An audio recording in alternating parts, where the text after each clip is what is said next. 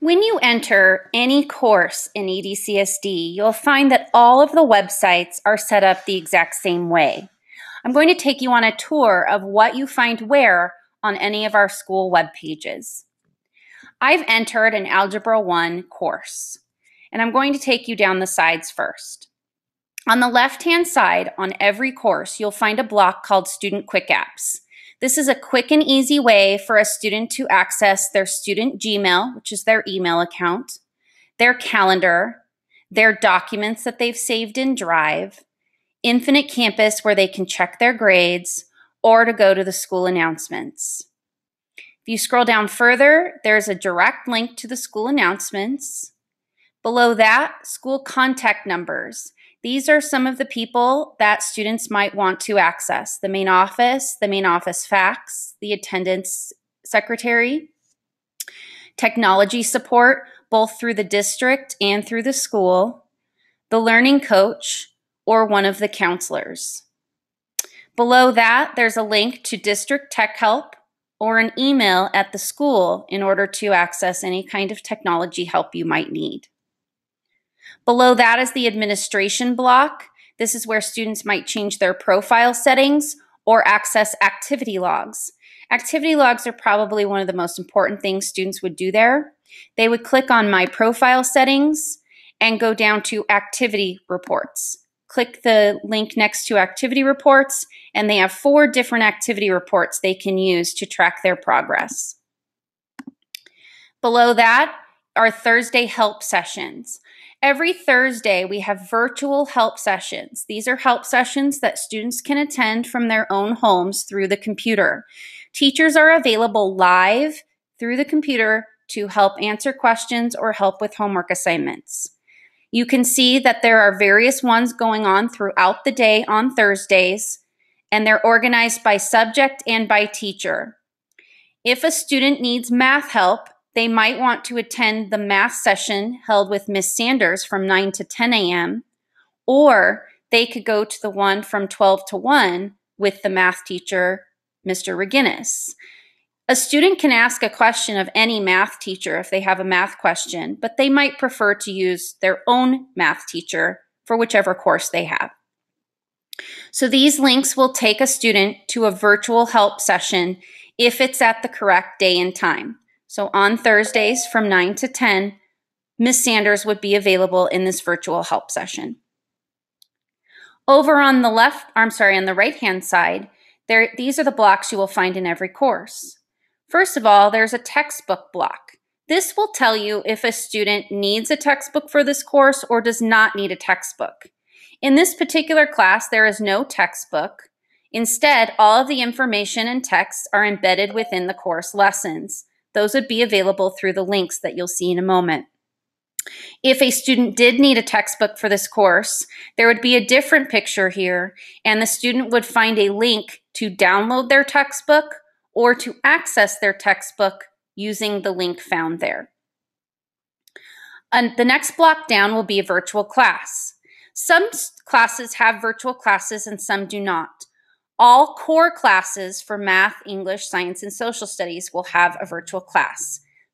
Some electives will have a virtual class, but most will not. This block will tell you the day and time of the virtual class, whether or not it's a required virtual class, and then the link to enter the virtual class. There's also some directions here. A student must enter the guest login and just type their first and last name.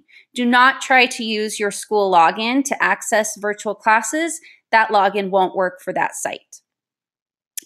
If you're able to attend a virtual class live, that's always the best option. However, virtual class recordings are also available. If you cannot attend virtual class at the time that it's happening live, you can scroll down and click on the links to the recorded virtual classes. Once a course has recorded their virtual class, they will put the date and the topic of the virtual class at this link.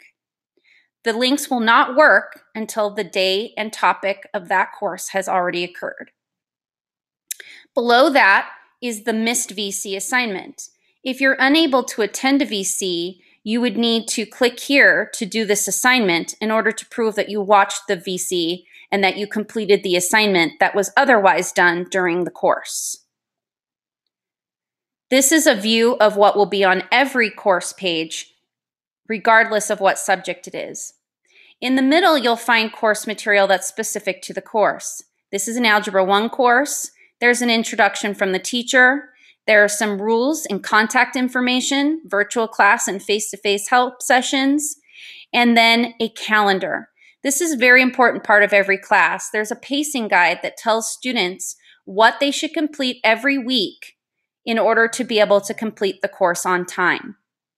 If a student does not complete the required assignments during the week they're assigned, you will see that the teacher will enter a missing assignment into Infinite Campus. This will bring down the student's grade until they complete the work. All work can be completed through the final week of the regular quarter before final exams are due.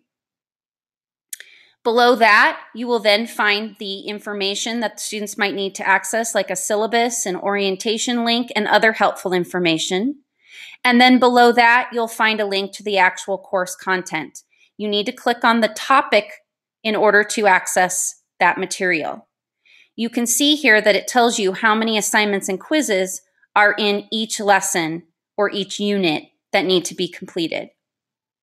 When I enter topic 1, this will open up the complete detailed version of this unit with all of the lessons, quizzes, and drop boxes that are available. Anything that has a paper with a world is a lesson. This is something the students need to watch, read, or view before doing assignments that are below it. Anything with a paper in a hand is a drop box. This is something a student needs to type and then submit. Anything with a paper and a check mark is a quiz or a test. And anything with 2 bubbles, blue and green, is a forum. This is a discussion assignment that students will interact with other students.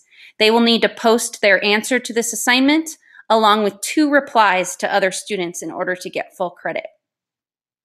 Once a student has completed all of these assignments, you will see that it'll show how many of the students' assignments have been completed. So rather than just saying that there were 5 assignments and 6 quizzes, once a student had done an assignment and a quiz, it would say that 1 out of 5 assignments had been completed and 1 out of 6 assignments had been completed. This is another way that you can check your progress within the course.